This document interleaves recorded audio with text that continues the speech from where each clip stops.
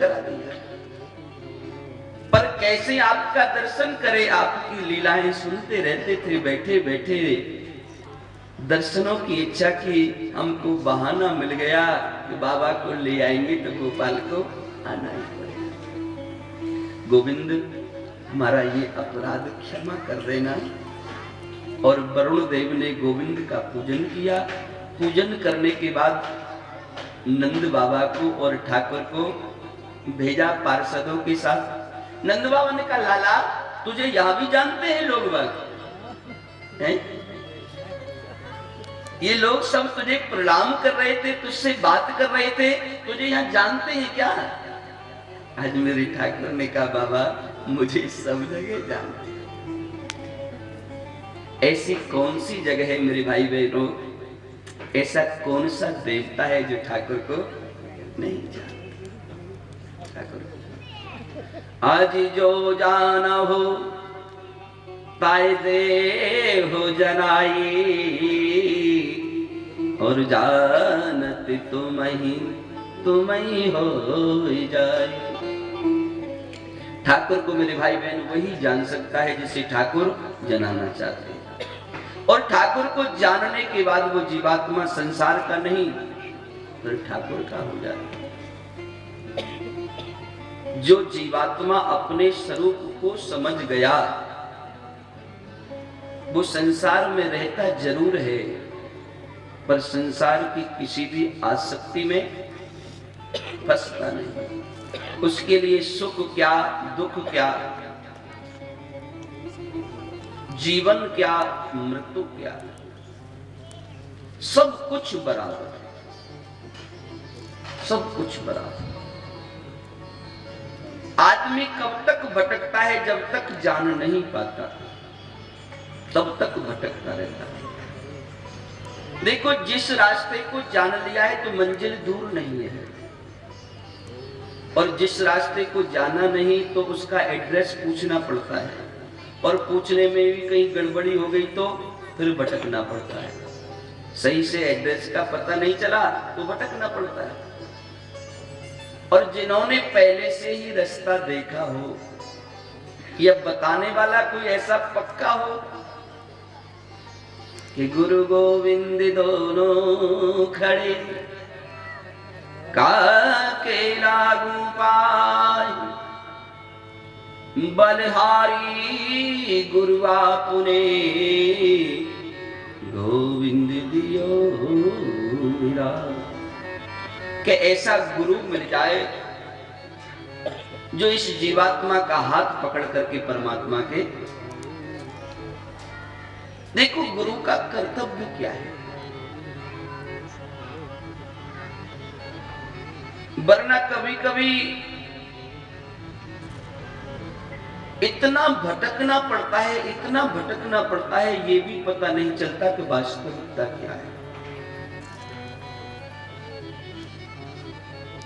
देखो, आप कहोगे कि भटकना कैसे पड़ता है, परेशानी क्यों है, तो रामायण पढ़ लेना, रामचरितमानस पढ़ लेना। एक संत के कारण, एक संत की बात पर विश्वास करने के कारण मर्दन नाम के राजा का पूरा के पूरा खानदान राक्षस हो गया। रावण, कुंभकर्ण, विभीषण, ये पहले जन्म में कौन थे? इनके जीवन चरित्र को सुनना, जीवन चरित्र सुनना। एक संत के कारण पूरा का पूरा खानदान राक्षस बन गया। तो कभी कभी ऐसा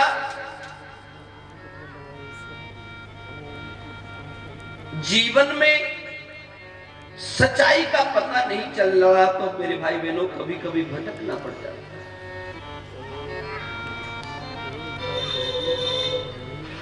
वरुण देव ने मेरे ठाकुर को प्रणाम किया, ठाकुर आए। उसके बाद शिवरात्रि का समय हुआ। शिवरात्रि के समय पर भगवान भोलेनाथ का पूजन करने के लिए सारे के सारे ब्रजवासी अंबिका वन में पधारे। शिवरात्रि के समय पर अंबिका वन में गए और वहां जाकर के नंद बाबा ने भगवान भोलेनाथ का पूजन किया। मेरे भाई बहनों, पूजन करने के बाद में वो वहीं सो गए। जब वहां सो गए तो वहां पर एक सुदर्शन नाम का राक्षस, जो कि पहले विद्याधर था, अंगरा ऋषि गोत्र के ब्राह्मणों का अपमान किया, विमान में घूम रहा था। तो ऋषियों ने कहा कि क्या अजगर की तरह लहराता हुआ घूम रहा है, तुमको पता नहीं संतों का अपमान करना चाहिए? जाओ, हम तुझे श्राप देते हैं कि तू अजगर हो जा। और महाराज नंद बाबा वहां सोए हुए थे। वो सुदर्शन वहां आया और आकर के नंद बाबा का पैर पकड़ लिया। नंद बाबा का पैर पकड़ करके नंद बाबा को खींचने लगा। नंद बाबा चिल्लाए कि भैया बचाओ बचाओ बचाओ। सारे के सारे ब्रजवासी इकट्ठे हो गए। उन्होंने बहुत कोशिश की छुड़ाने की, पर वो अजगर छोड़ ही नहीं पा रहा है।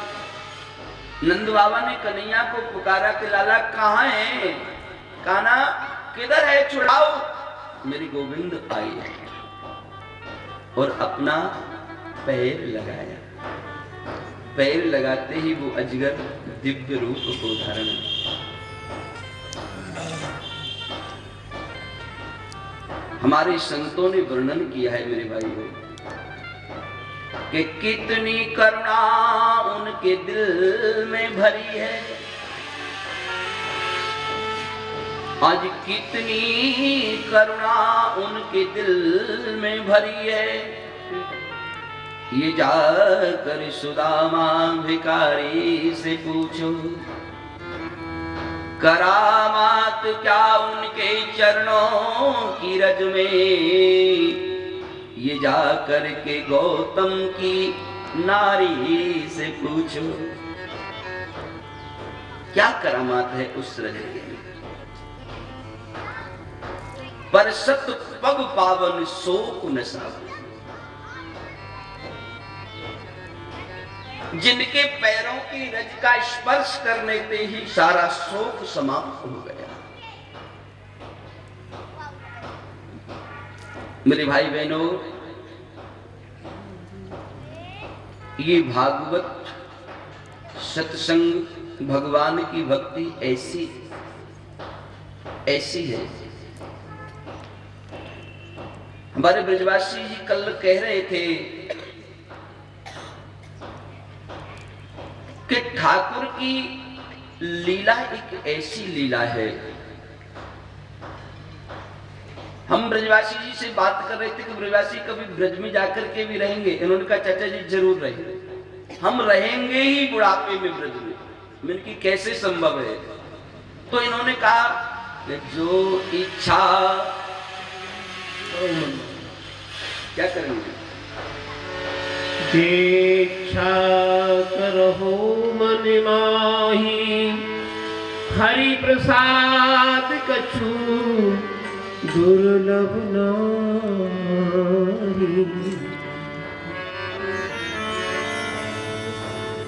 तो इन्होंने कहा मन की इच्छा प्रकट तो करो ठाकुर के सामने। प्रभु प्रसाद कछु दुर्लभ। मेरे भाई बहनों, ठाकुर का ऐसा स्वभाव है। ठाकुर का जैसा स्वभाव कहीं भी नहीं होगा। सरल स्वभाव छुअत छल नहीं।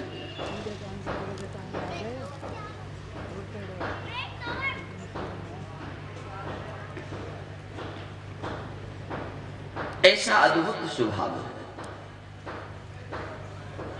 ये तो संसार के लोग हैं मेरे भाई बहनों। को जन्मियों ऐसो जग माही, प्रभुता पाए ताए मद नाई। ये अभिमान तो संसारिक लोगों को होता है, संसारिक जीवों को। भगवान ने उन्हें मुक्ति दिलाई। शंखचूड़ नाम का यज्ञ भ्रमण करते हुए बलराम और कृष्ण के साथ ब्रज गोपियों को चुरा करके भागने लगा। मेरे गोविंद ने दौड़ करके पकड़ा, ब्रज बालाओं को छुड़ाया। बलभद्र से कहा, भैया आप इन्हें संभालो, मैं जरा इसे देखता हूं। महाराज उस शंखचूड़ का उद्धार किया। लौटकर आए तो ब्रज गोपियों ने कहा कि लाला तुमने हमसे वायदा किया था। कन्हैया ने कहा हां किया तो था, पर वो वायदा भी हम तुम्हारा जरूर पूरा करेंगे। मेरे भाई बहनों, धीरे धीरे वो